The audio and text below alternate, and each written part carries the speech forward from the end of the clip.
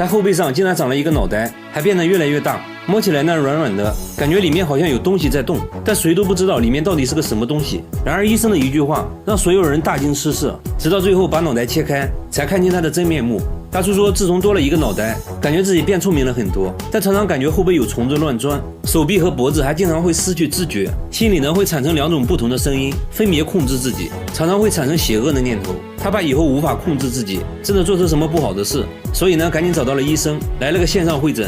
當他把衣服脫掉，這東西的個頭屬實把醫生嚇了一跳。他說這東西已經長了23年，有一次呢在野外洗澡，過了沒幾天就長出了這東西。剛開始呢和葡萄差不多大小，慢慢就變成了這樣。會診過程中，他突然開始胡言亂語，還奇怪的大笑，看着呢根本不受控制的樣子。醫生頓感不妙，懷疑是洗澡時感染了食腦蟲。當食腦蟲侵入體內，會一點點啃食神經組織，患者就會出現頭痛、惡心、四肢麻木的症狀。由於腫塊緊靠着腦袋，醫生懷疑食腦蟲已經侵入了大腦，情緒控制相關的大腦區域已經受到了干擾，大叔才會出現幻覺、精神錯亂等症狀。一旦食腦蟲開始啃食視神經，那他將會有失明的可能。現在必須要盡快進行手術，看看這個腦袋裡到底有什麼。醫生還想問一些關鍵的信息，但大叔依然不停地胡言亂語。這時，大叔的兒子走了過來，醫生趕緊讓兒子把他控制住。等大叔穩定下來後，趕緊送來醫院。隔天，大叔來到醫院進行手術，醫生經過細緻的計劃和準備，手術就開始了。把腦袋割開後，接着就流出了一坨白花花的東西，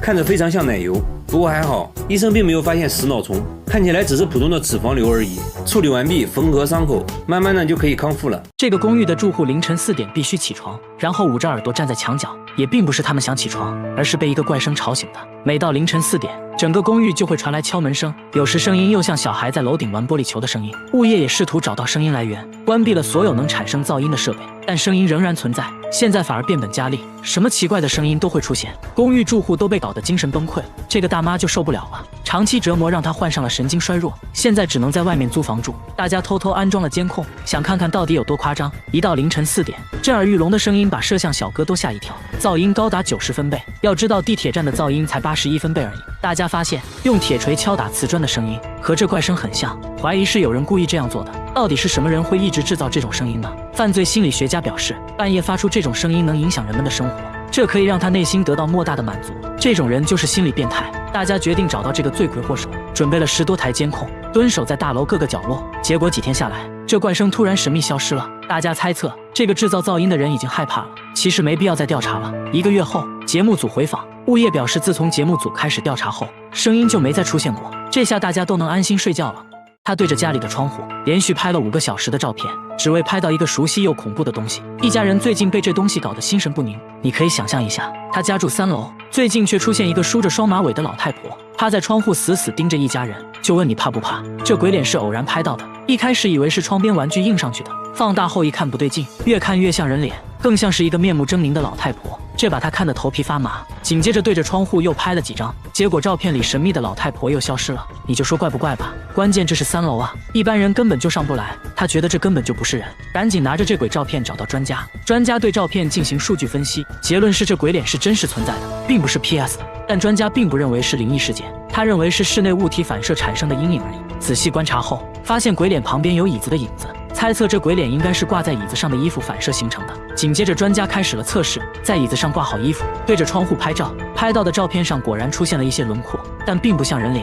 專家繼續擺弄衣服，盡可能的弄出更多褶皺，就這樣一直拍照測試了5個小時，終於拍出了之前的鬼臉。所以這就是一種巧合而已。他在廁所偷偷安了監控，正对着馬桶和面盆，看到了讓人哭笑不得的一幕。晚上等一家人睡着後，廁所就會傳來咕呱咕呱的怪聲，打開燈卻什麼都沒有，窗戶都安裝了防盜窗，根本不可能有東西能進來。這怪異現象搞得一家人精神崩潰，半夜都不敢上廁所。有次主人半夜實在尿急，躡手躡腳的來到廁所門口，就看到一個小黑點閃過，從面盆溢水孔鑽了進去。這下主人更怕了，拿着錄到的聲音求助專家。專家一聽卻笑了，給他出了一招，在水龍頭上綁一條面包蟲，把這東西調出來。主人壯着膽子乖乖照做，完事只需要守着監控靜靜等待。沒一會，廁所就傳來了一聲咕呱的叫聲，只見有個黑黑的東西在眾目睽睽之下從面盆裡鑽了上來，仔細一看竟然是只樹蛙。難道一直發出怪聲的就是它？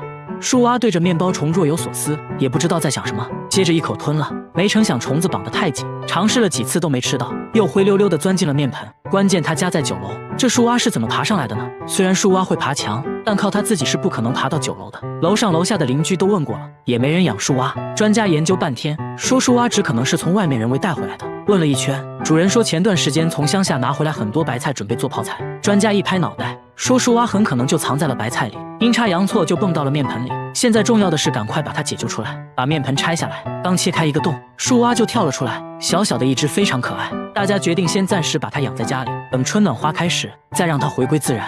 他們对着大媽的胸部 X 光片議論紛紛，都感觉不可思議，因為 X 光片顯示大媽胸口竟然有根5厘米長的針，距離心臟只有1毫米。拿金屬探測儀在大媽胸口一掃，儀器就會發出嗶嗶嗶的聲音。這針已經在體內存在10多年了，最近體檢才發現，關於這針是怎麼進入體內的，大家眾說紛紜。有人說是吃東西誤吞下去的，但這個說法很快就被醫生否定了。通過食道很難到達現在的位置。另一個大叔說，也許是大媽做完針線活後睡着了，翻身過程中針就刺入了體內。醫生說這種假設是最有可能發生的，因為胸前的軟骨很容易就會被刺穿。現在針距離心臟只有1毫米，劇烈運動或者稍有不慎都可能危及生命。現在最重要的是趕緊把針取出來。在進行了全面檢查後，醫生表示手術過程中很有可能會發生緊急情況。醫院在做好萬全準備後，大媽被送進了手術室。針和靜脈看起來很相似，因此很難區分。為了避免觸及肺部和心臟，手術不能出現一丁點的失誤。不過還好，經過漫長等待，醫生成功把針取了出來，已經變得鏽跡斑斑。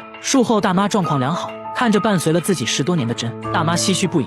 她當着醫生的面，用隨身攜帶的鐵錘瘋狂敲自己，邊敲還邊笑。敲完肩膀敲膝蓋，這可是一把貨真價實的鐵錘啊！大叔每天就用塑料袋裝着隨身攜帶，一有時間就哐哐往身上敲，即使在門外也能聽到敲打聲。敲完膝蓋敲肚子，敲完肚子敲敲胸，順便敲敲胳肢窩，接着敲下巴和上巴，最後敲敲腦殼，從下往上敲了一遍。他說一點都不痛，甚至還挺爽。攝像小哥試了試，差點是事。大叔給自己這套按摩手法取名錘子療法，說自己一身腱子肉就是這麼敲出來的。錘子療法還可以燃燒腹部脂肪，8塊腹肌也是這麼來的。這麼看來好像真的有用，但不管怎樣，大叔已經收穫了一批小迷妹。這些處在更年期的小迷妹都覺得錘子療法能消除疼痛、緩解疲勞，總之非常有用。關鍵還都覺得大叔很帥。但當他脫掉上衣，脊椎都被敲得通紅，長了厚厚的老繭。來醫院檢查，發現大叔有頸椎間盤突出的問題，這是怎麼回事呢？明明敲打後很舒服嘛。怕醫生不信，當面拿鐵錘哐哐敲了起来，敲完上面敲下面。醫生表示，錘子療法確實幫助他鍛鍊了手臂肌肉，但不建議繼續做，很可能會加重頸椎間盤突出的問題。聽了醫生的話，大叔回家就把鐵錘換成了按摩椅，笑嘻嘻地表示自己主打一個聽勸，大家千萬不要模仿哦。被母蚊子咬一口到底有多恐怖？這相當於往身上插了6把刀，他們對着傷口邊吸血邊吐口水，甚至還不停拉屎。下面就來看看蚊子恐怖的吸血過程。當你剛閉上眼睛，蚊子就悄悄飛到你身邊，找到最容易下嘴的地方，直接就是一口老痰，進行局部麻醉。蚊子的細長嘴巴被稱為口器，不到1毫米的口器竟然藏了6根針，它們各司其職。當蚊子開始吸血時，先用2根锯齒針割開表皮最外面的一層，它們非常锋利，你幾乎感覺不到它的存在。2根刺血針幫忙尋找人體血管，找到血管，蚊子並不會馬上就吸，而是先注射一種含酶的唾液，防止血液凝結，使血液能被順暢吸入，然後就開始了干飯。蚊子一次可以攝入體重2到3倍的血液，為了能盡量多吸食血液，蚊子會把消化器官中的食物殘渣盡量排空，它們就這樣一邊吐一邊吃一邊拉，從蚊子落到皮膚上直至吸飽，總過程約2分鐘左右。就在它吸血的過程中，順便把病毒也帶到血液裡，導致每年大量人死亡，蚊子也就成了世界上最致命的昆虫。其實吸血的都是母蚊子，公蚊子的口气沒有母蚊子發達，也就能吸一吸花蜜之類的。蚊子叮咬後出現的發癢腫塊，其實是我們自身免疫系統處理蚊子唾液產生的。也就是說，讓我們長出大腫包的其實不是蚊子，而是我們積極幹活的免疫系統。如果你身上有些腫塊特別大特別癢，那麼很可能遇到了新手蚊子，它們尋找血管的技術生疏，吐的口水比較多導致的。希望大家都能遇到專業點的蚊子，畢竟腫塊能小一點。這是一種比鯡魚罐頭還要臭的食物，一般人聞一下就會吐，他們卻愛到不行，平時都捨不得吃，只有招待客人的時候才會拿出來。小姐姐嘗了一口，反應非常真實，這種食物就是藍紋奶酪。這家意大利工廠仍然使用古法制作，能動手的盡量手動完成。每天早上農場會送來新鮮牛奶，一開始就要把凝乳酶和霉菌加入牛奶中，大約20分鐘內牛奶就會變成凝乳，看起來像一個巨大的豆腐腦。工人用特制的工具把它分割成小塊，把切好的小塊装進圓形模具中，每個桶都有編號，這相當於他的身份證。接着把模具放置在溫暖潮濕的環境中，每天都要來回翻轉4次，來幫助凝乳沉澱。靜止1夜後，奶酪成型，開始醃製。機器會在奶酪表面均勻撒上一層鹽，隨後再次送入儲藏室。儲藏室裡溫暖潮濕，這有利於奶酪中霉菌活動。質檢員會隨機檢查發酵情況，一般經過3天左右，就需要把它們轉移到冷藏室。在這裡，每一塊奶酪都要被扎上擺針，這是為了讓氧氣進入奶酪內部，使其長出標誌性的藍色紋理。時間是制作這道美食的關鍵。根據口感的不同，奶酪要在冷藏室待上2到3個月，直到表面發霉變稠。質檢員把洛陽鏟插入奶酪，輕輕轉動就可以把內部的奶酪帶出來。通過氣味和口感來判斷奶酪是否發酵完成。2個月的藍紋奶酪還比較柔軟，味道類似3天沒洗的臭襪子，一般人都比較容易接受。放置3個月的奶酪就已經變得很硬了，內部的藍色紋理清晰可見，味道也臭得很正宗。記者忍不住嘗了一口。成熟的藍紋奶酪是高檔餐廳必不可少的美食，吃面的時候來上一點，臭烘的得勁。發情期的功效到底有多可怕？他們要給這只600斤的鱷魚拔牙，一個牙洞裡竟拔出了9顆，牙齦已經嚴重潰爛。醫生為它進行緊急手術，卻發現了一個更驚人的秘密。拔牙第一步，先把鱷魚弄到岸上，飼養員拿一只雞當誘饵，很快鱷魚就上鈎了，被一點點引誘上來。飼養員用木棍安撫它的情緒，鱷魚貌似很舒服地張開了嘴，可以看到門牙的位置出現了一個黑洞，感覺蛀牙還是很嚴重的，需要緊急治療。飼養員用繩子綁住鱷魚的傷疤，準備給它來一針鎮定劑。鱷魚變得非常暴躁，畢竟有4米長，力量非常驚人。為了安全，大家又套上了另一個繩子。但就在這時，鱷魚突然使出絕招——死亡翻滾。它每翻滾一次，就會被繩子多纏一圈。為了防止它把自己纏死，飼養員趁它不注意，用一塊毛毯遮住了它的眼睛。大家一擁而上，使出全身力氣，才把這600斤的鱷魚控制住。接着給它注射了滿1管鎮定劑，但鎮定劑對它好像不起作用，鱷魚還是不停掙扎。大家趕緊又補了一針，這次終於生效了。鱷魚一動不動，眾人合力把600斤的鱷魚抬上擔架，撬開嘴巴塞入了一根棍子，這下就可以仔細觀察牙齒狀況了。看起來並不是簡單蛀牙，裡面出現了很多牙齒碎片，牙齦都已經開始潰爛。醫生猜測，這可能是由於長了智齒導致的，因為沒有足夠的生長空間，智齒就把正常牙齒頂到了一旁，慢慢就壞掉了，成了大小不一的碎片。接着用工具挖呀挖呀挖，終於挖出了第一塊牙齒碎片，很輕鬆就拔了下來。不一會，用鑷子又夾出來一塊，緊接着第3塊也出來了，一個比一個大。飼養員都震驚了，從沒見過這麼奇葩的情況。很快，醫生就從牙洞中取出來9塊牙齒碎片，但這還遠遠沒有結束。醫生發現，在這個牙洞底部竟同時長出了2顆新牙，現在必須要去掉一個。醫生用鉗子拔了半天，拔掉了一個3厘米長的新牙，現在剩下的一個很快就能長成健康的門牙。最後用藥水對內部反覆清洗和消毒，就完成了治療。鱷魚也慢慢甦醒過來，大家給它鬆綁。重獲自由的鱷魚好像知道了怎麼回事，並沒有攻擊任何人，慢悠悠地爬進水裡，直接鑽進了男朋友的懷抱。醫生懵了，沒想到最後還吃了一嘴狗糧。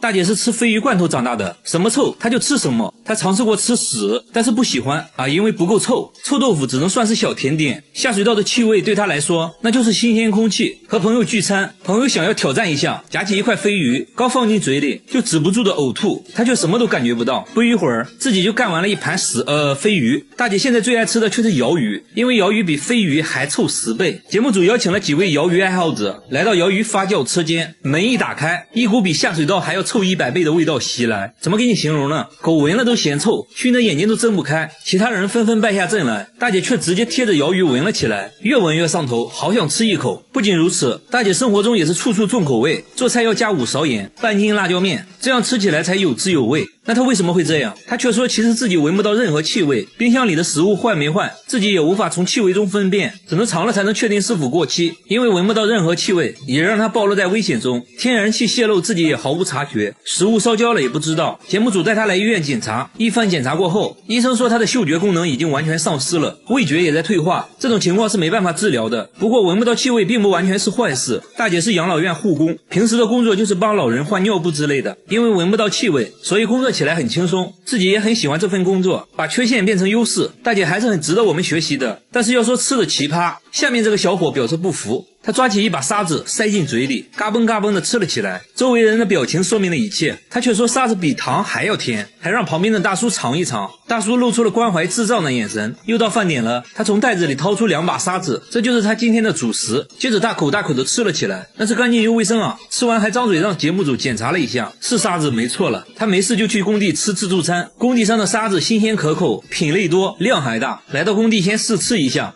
這個比昨天的的甜。哎呦，這邊又上新品了，白沙還真沒吃過，一口下去，還有海鮮味。他的經驗是紅沙比較甜，白沙比較鹹，不好吃。在此呢，感謝小哥的分享，讓我們知道了白沙不好吃。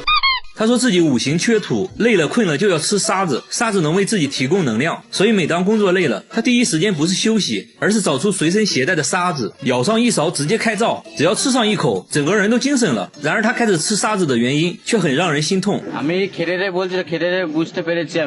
原來他小時候家裡很窮，3天都吃不上一頓飯，餓得受不了了，就想着吃沙子來緩解飢餓。這一吃不要緊，他打開了味覺新世界，竟然愛上了這種味道。但是大家不要模仿，我替大家嘗了，一點都不甜，比屎還難吃。最後我有個疑問，吃進去的是沙子，那拉出來的是混凝土嗎？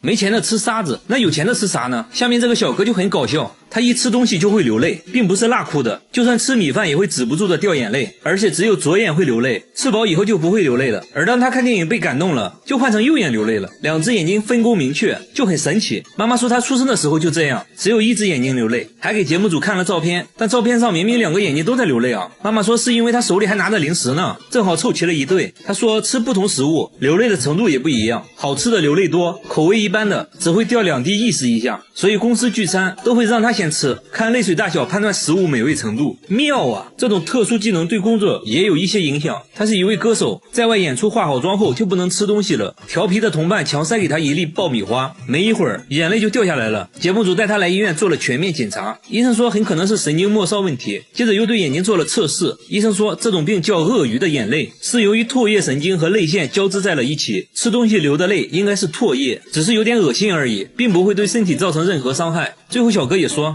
不是什麼大病，我就放心了，以後準備去演戲，會把缺陷變成優勢，哭戲一定會演得很好。好了，我是月貝，關注我，每天一個迷惑行為大賞。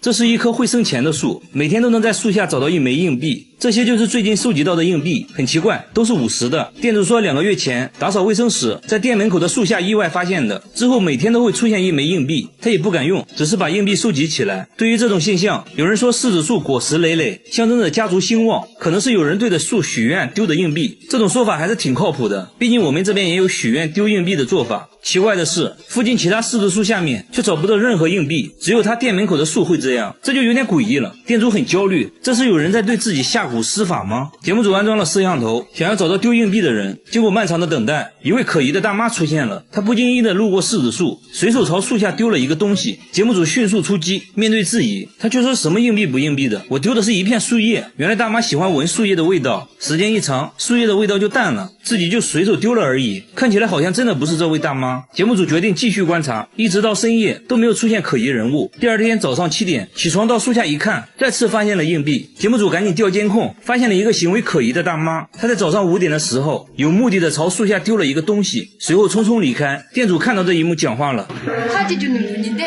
原來這個大媽是收廢品的，每天都會來店裡收廢紙箱。為了確定丟硬幣的是不是她，店主在1枚硬幣上做了記號。沒一會兒，大媽又來收廢品了，隨後在店裡買了一杯咖啡。店主把帶記號的硬幣找給了她，大媽剛出門就把硬幣丟在了樹下。隨後店主找到硬幣確認了，一直丟硬幣的人就是廢品大媽。節目組趕緊追了上去，大媽也承認了，丟硬幣的就是自己。至於為什麼一直這樣做，大媽說店主每天都會把廢紙箱給自己，而且還不要錢。為了感謝店主，又怕店主不接受，才會偷偷的把硬幣丟在樹下。至此真相大白，一個溫暖感人的靈異事件。大媽最後也向店主解釋了一切，和廢品大媽一樣，下面這位大媽也有反常行為。大媽交不起水電費，卻每天給陌生商販送錢，每人大約給2萬，而且還不買東西，不要的話她會把錢丟進下水道。市場裡的商販都無緣無故收到過，就連街頭賣菜的大爺大媽也收到過。這種奇怪的行為每天都会上演，而且最近金額也在變大，有人竟然一次收到了17萬。大媽送錢也從不廢話，丟下錢就走。假如一天要發10萬，1年就是3600萬。有人認為大媽可能中了彩票，然後想做善事回報社會，不然普通人根本沒這麼多錢。節目組在他經常發錢的路口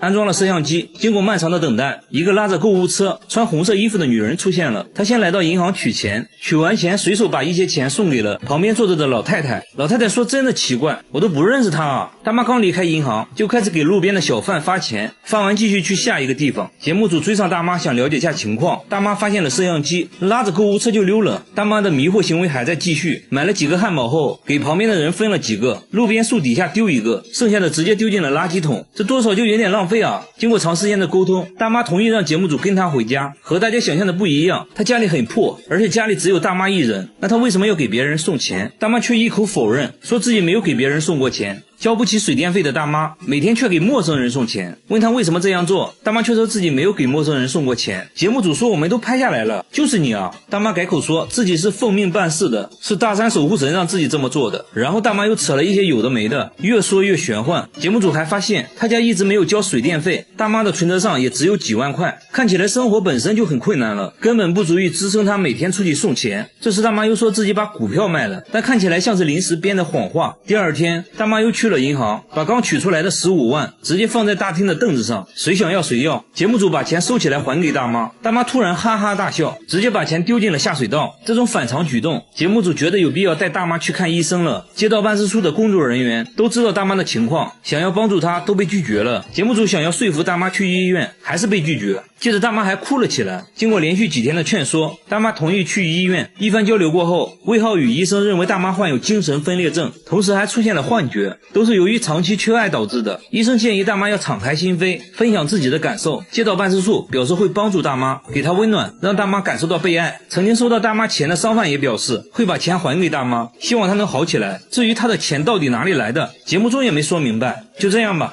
如果現實中遇到這種送錢的人，你們一定不要大驚小怪的，請叫上我，謝謝。我是月貝，關注我，每天一個迷惑行為大賞。他要挑戰2天減肥40斤，還說減肥是世界上最簡單的事。現在體重192斤，腰圍104厘米。廢話少說，挑戰開始。他先穿上6件保暖內衣，外面再套上2件羽絨服。要知道這可是夏天啊，外面氣溫38度。這還沒完，他竟然打開了取暖器，就這樣在密閉的房間內跳繩，1分鐘要跳200個。沒一會兒他就滿頭大汗了，但他並沒有停止，跳了整整3小時。完事後脫掉上衣，輕輕一擰。他信誓旦旦地表示已經減掉10斤了，開什麼玩笑，來直接上秤。我去，184斤，3個小時內竟然減掉了8斤。他沒有休息，連口水都沒喝，接着來到健身房，穿着羽絨服跑步，周圍人都看呆了，這該不會是個傻子吧？就這樣運動加節食24小時後再次上秤，現在體重減到了177斤，24小時內一共減掉了15斤。照現在的速度來看，2天減40斤，感覺真的能實現啊！挑戰還在繼續。第二天一大早，他就穿上羽絨服開始跑步了，還都是跑的上山路。回家後，媽媽喊他吃飯，他卻在冰箱拿了2塊冰塊含在嘴裡，繼續瘋狂跳繩。現在已經過去了32小時，就要進入最後的衝刺了。結果節目組卻在街邊的便利店找到了他，他竟然偷偷的吃烤腸，接着還喝了1罐可樂，還說不吃飽哪有力氣減肥。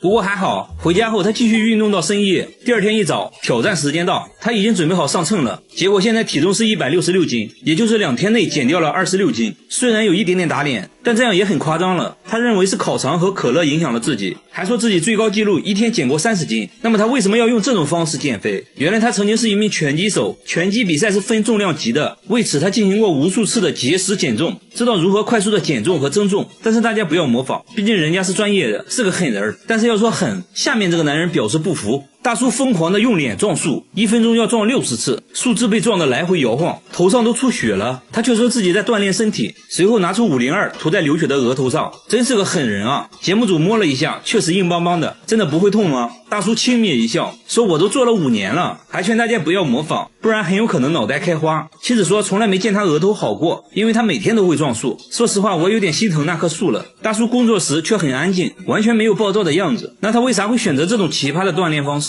原來大叔曾經也是個拳擊手，因為比賽打得不好，根本賺不到什麼錢，但是要養一家老小，他不得不退出拳擊，最後開了個修鞋店，而且店鋪所在區域治安很差，他要讓別人都知道自己不好惹，這樣就沒人可以找自己麻煩了，所以就開始撞樹了。節目組決定給大叔一個驚喜，帶他來到一家拳擊館，面對久違的沙袋，大叔躍躍欲試，激動地說自己已經30年沒來過拳擊館了，說着說着聲音都沙啞了，熟練地纏上拳擊繃帶，和陪練一陣切磋，畢竟久出戰場，看得出來力不從心，但是大叔還是很開心，這是自己的夢想啊。大叔受傷會用502，然而下面這個大爺也會用一個奇葩的東西，他全身貼了100張狗皮膏藥，手上來1張，額頭來1張，耳朵下巴也不能少，除了眼睛都貼上了狗皮膏藥。然後就安心的笑了。家裡還存了上百箱的膏藥，但妻子卻說他根本就沒病，也沒有關節炎，甚至比同齡人還要健康，吃骨頭比狗吃的都快，下地幹活也沒有任何問題。由於身上貼滿了膏藥，太陽一曬就會變得很燙，所以他不能長時間在地裡幹活。村裡人都不能理解，大爺為啥要給自己貼膏藥？每天晚上睡覺前，妻子會幫大爺貼膏藥，不一會兒就用掉了100張，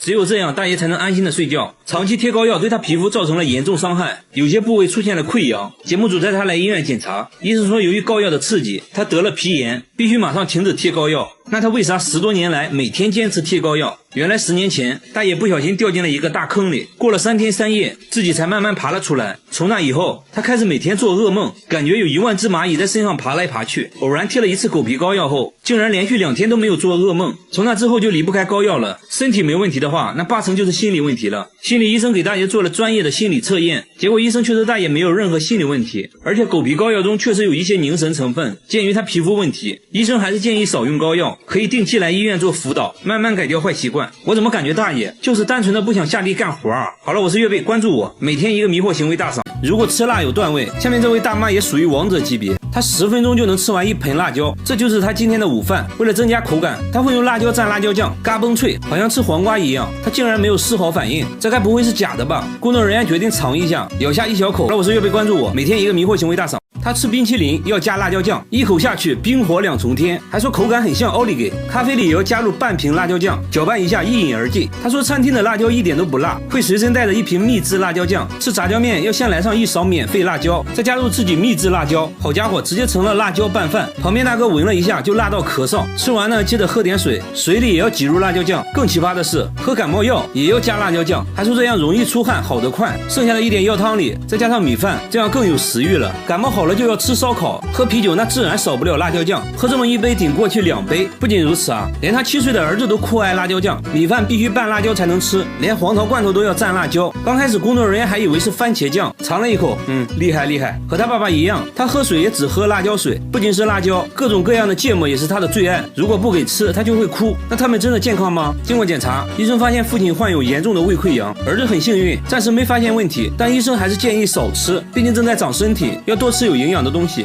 他天生就有臉，還是很值得我們學習的。但是要說吃的奇葩，下面這個小伙表示不服，他一吃迷惑行為大賞。富二代每天吃過期發霉的食物，竟然是為了減肥。看到他們之前的照片我都驚呆了，放了半個月的米飯已經發霉變質成了一坨，這個時候吃呢味道剛剛好，加點發酸的靈魂配菜，那小味一下就上來了。再來上幾勺發霉的番茄醬，增加口感。臭豆腐汁也得來點，最後再加上過期的酸奶，使劲攪拌均匀，一份元素周期拌飯就做好了。那味道簡直比下水道還誇張。